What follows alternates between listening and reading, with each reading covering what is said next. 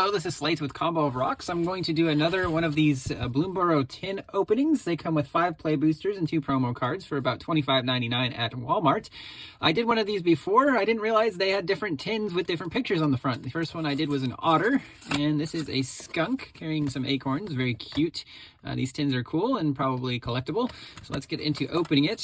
There's a foam pad in there. Your promos are the same.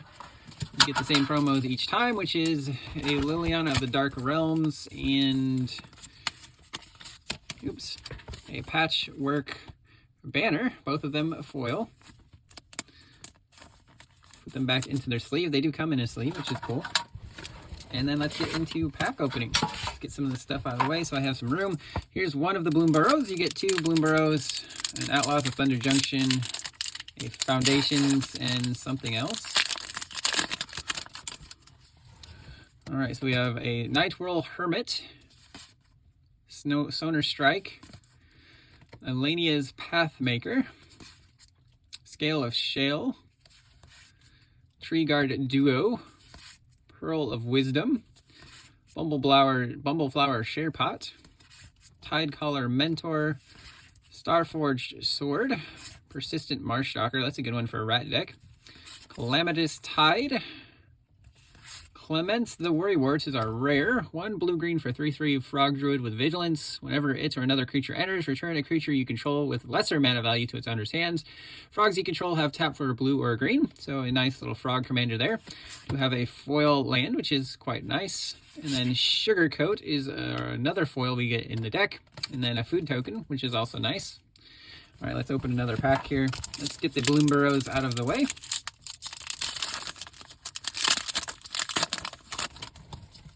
All right, so we got a Rush Shield Rampager, Dire Downdraft, another Sonar Strike here, a War Squeak, Dire Sight. I actually like this card, kind of like Read the Bones, but instead of scrying, you surveil, and I think surveil's almost always better than scry. Surveil 2, draw 2 cards, lose 2 life. Seed Pod Squire, Pond Prophet, Starseer Mentor, Stargaze, Hivespine Wolverine, a Harkbuster Swarm, and we did pull something quite good here, the 3-Tree City. I know this was quite valuable when it first came out. I think it's still quite valuable. Choose a creature type, add a colorless 2 and a tap, choose a color, add an amount of mana of that color equal to the number of creatures you control of the chosen type. I'm very happy to pick up this card. I wanted one for my own collection. We have a Swamp here, a Heaped Harvest. I actually like this card as well. It's a food that enters and searches for a basic, then you can sacrifice it to gain some life. And then we have a rabbit token, which is kind of cute. Let's get into another pack here. I said we had Foundations. The other one was Murders at Karlov Manor. So let's open that one as well.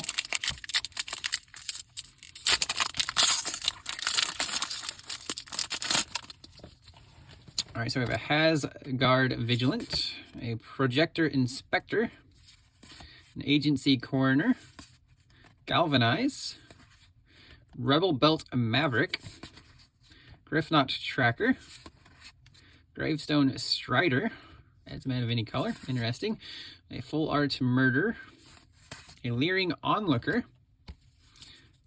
Tell Me No More Lies. This also used to be a valuable uncommon. I don't know if it still is, but it's a mana leak in blue-white, and then you exile the spell if they can't pay the cost.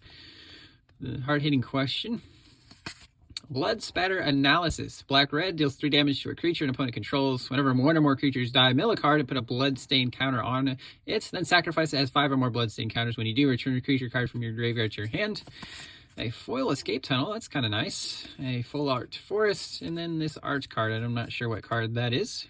Some kind of millipede. Okay, let's open the Outlaws of Thunder Junction. I'll save the Foundations for last. I'm very impressed with Foundations. I'm very excited whenever I open a Foundations booster, so we'll save that one for last. But we have a Black Snag Buzzard, a Slick Vault Buster, a Bridled Bighorn, a Prickly Pear, Snakeskin Veil. This is a card I put in my budget decks. Gets a 1/1 counter on a creature, then that creature gains hexproof. We have a Mirage Mesa. Choose a color, add a mana of the chosen color. It is a desert, not a bad pickup for a common. An Ambush Gigapede, a Frontier Seeker, Intimidation Campaign, Also, an uncommon with some value here is Lava Spore Boots, kind of like Swiftfoot Boots, but it only gives Ward 1. Not a huge fan of this card because Swiftfoot Boots and Lightning Greaves are better than it, but I'm sure it's got some value because it does accompany those cards, right? If you need a third way of giving an equipped creature haste, here it is. And then we have an Aven Interrupter, 1 white for a 2/2 bird rogue with flash and flying. When it enters exile a spell, it becomes plotted. Spells your opponent's cast from graveyards or exile cost 2 more to cast, so it just slows your opponent down. We have a Heartless Pillage in that artwork style.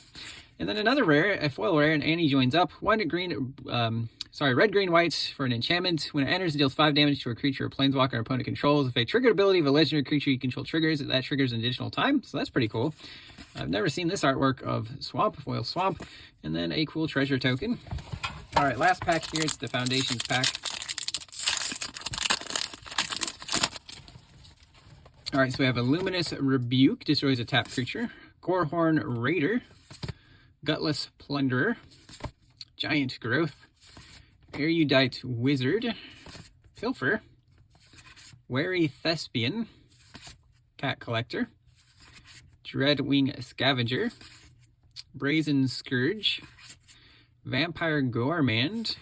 And Brass's Bounty. 6 in a red. For each land you control, create a treasure token. Not too bad, a little expensive, but if you are in the treasure deck, this may be able to snag you tons of treasures, especially if you're also in green. We have a foil Runaway Together, a foil Tranquil Cove, and a zombie token. That's the packs. To note, we got the 3 Tree City, so that was worth the 10 itself. I hope you liked the video, and we'll see you next time.